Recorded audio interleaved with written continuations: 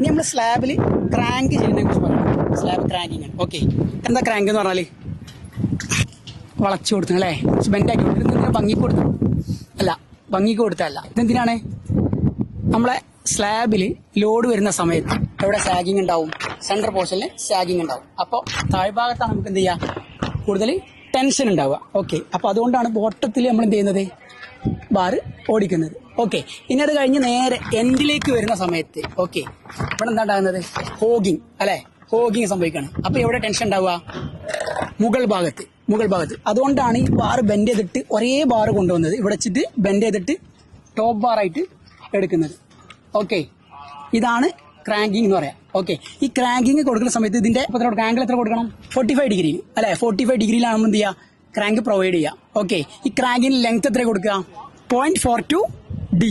D എന്ന് പറഞ്ഞാൽ എന്താണ്, സ്ലാബിന്റെ തിക്നെസ് ആണ്. അങ്ങനെയാണ് നമ്മൾ എന്ത് ചെയ്യുക, ക്രാങ്കിന്റെ ലെങ്ത് കാണുക. അപ്പൊ ഈ ക്രാങ്ക് എവിടെ എല്ലായിടത്തുണ്ടോ, ഇവിടെ ഒന്നുമില്ല. ഇതിപ്പോ നമ്മള് 1 വേ സ്ലാബിലും ചെയ്യാറുണ്ട്, 2 വേയിലും ചെയ്യാറുണ്ട്. ഡബിൾ മെഷിൽ നമ്മൾ എന്ത് ചെയ്യാറില്ല, ക്രാങ്കിങ് ചെയ്യാറില്ല. അപ്പൊ ഈ ക്രാങ്കിങ് ചെയ്യുക എവിടെന്ന് വെച്ച് കഴിഞ്ഞാൽ ടോട്ടൽ ലെങ്ത്തിന്റെ 0.25 നമ്മൾ എന്ത് ചെയ്യുക, ക്രാങ്കിങ് സ്റ്റാർട്ട് ചെയ്യുക. ഓക്കെ, അത് എന്തിന്റെ കേസിലാണ്, കണ്ടിന്യൂസ് സ്ലാബിന്റെ കേസിലാണ്. എൻഡിലാണെങ്കിൽ ഇപ്പോൾ ഇവിടെ എൻഡ് ചെയ്യാണ്. ഓക്കെ, ഇങ്ങനത്തെ കേസിൽ 0.25 സ്റ്റാർട്ട് ചെയ്യുക. ലെങ്ത്തിന്റെ 0.15 നമ്മൾ എന്ത് ചെയ്യുക, ക്രാങ്കിങ് സ്റ്റാർട്ട് ചെയ്യുക. Well Fabs Academy. Learn, build, achieve.